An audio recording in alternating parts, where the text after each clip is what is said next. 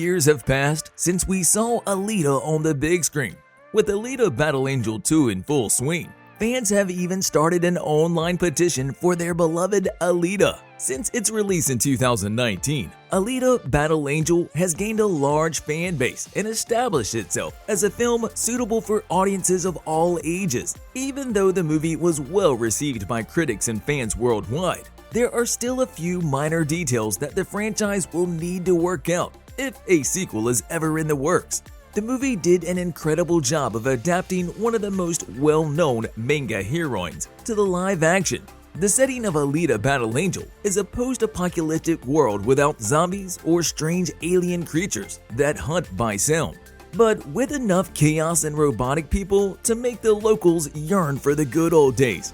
Everyone in the Iron City wants to travel to Salem, the last sky standing after the fall.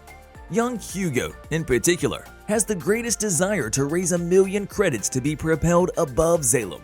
Dr. Dyson Ito discovers Alita in a scrapyard, where she is just trying to get her bearings, since she has no memory of anything, not even her name or the flavor of food. The epic battle scenes in this film will be cherished by action fans. Motorball, which resembles roller derby in appearance, should appeal to sports fans. Even a romantic relationship is developing. For what it's worth, the fate of the series has been somewhat up in the air ever since Alita Battle Angel's theatrical run came to an end.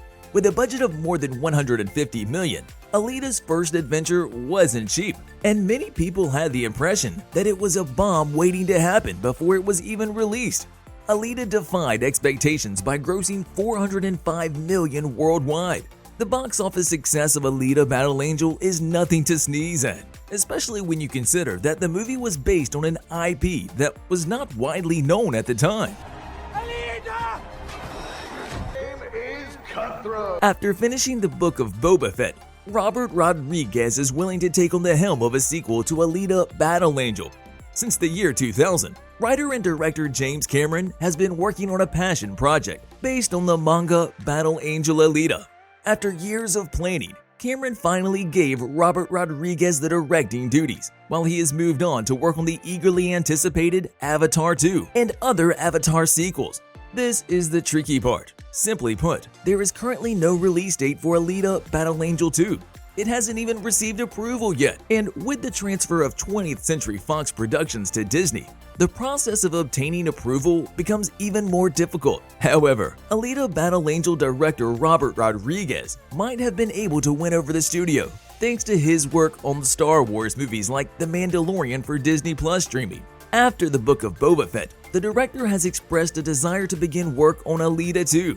Given the incredibly long road that the first film took to make, and with producer James Cameron pushing ahead with countless more Avatar films, it may not be that simple. Before we go any further, we wanted to let you know that it's time for you to smash that like button if you haven't done so already.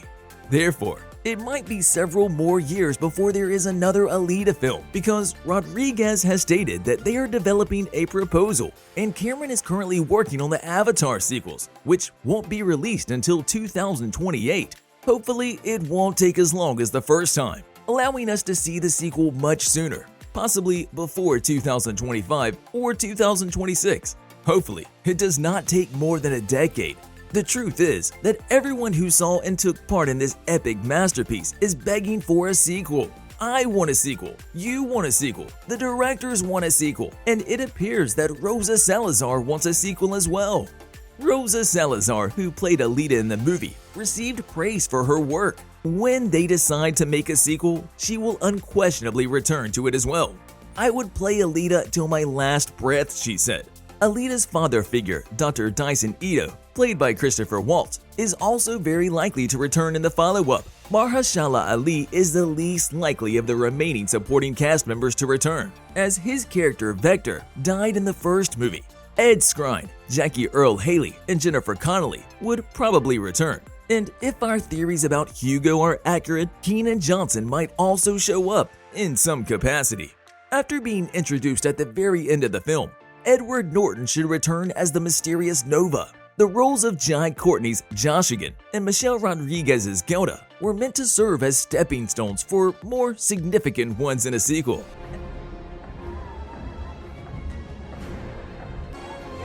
As a film based on a comic book, there are already a ton of established plot lines for a follow-up to be made. There are many comic book issues available if the producers decide to stick with them. Alita Battle Angel might even spark the franchise universe for the movie. Alita Battle Angel is very similar to the Battle Angel anime from 1993, which adapted the first 2 volumes of the manga. Both have similar plot beats and end with Hugo's death. The dominant presence of Nova, who is not introduced until later in the manga, and the earlier development of professional motorball are the main differences in terms of the ongoing narrative. These changes, combined with Battle Angel's otherwise close resemblance to the source, allow us to make an educated guess about Alita 2's plot. In the manga, Alita does work as a hunter-warrior and a motorball star after Hugo's death, but she loses her championship match to Joshikun. She then gets caught up in a Nova-conceived scheme in which she must kill Zapin to revive a recently murdered Ito. After carrying out the deed, she is given a death sentence, but a Zalem Special Operations Group recruits her, gives her a new body, and sends her on a series of missions with the ultimate goal of killing Nova. Some variation of these events can be expected in the sequel. Very little in the film contradicts the broad strokes. Of course, all this depends on whether or not an Alita sequel is approved, which is a completely different issue. Alita recalls bits and pieces of her past as a super high-tech warrior as she struggles to remember who she was before Dr. Ito rebuilt her. Despite being crucial to the plot, these muddled memories don't leave enough of an impression for viewers to understand fully Alita and her origins. Instead of creating a blockbuster sequel, it might be worthwhile to delve into Alita's past and her experiences with the Fall. This scene would provide much more background on the world in which Alita lives, the function for which she was created, and how she ended up disembodied in a trash pile.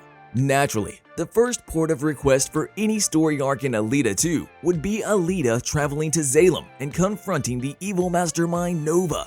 Nova is the main antagonist of the Alita universe, sitting on his throne and looking down on Iron City.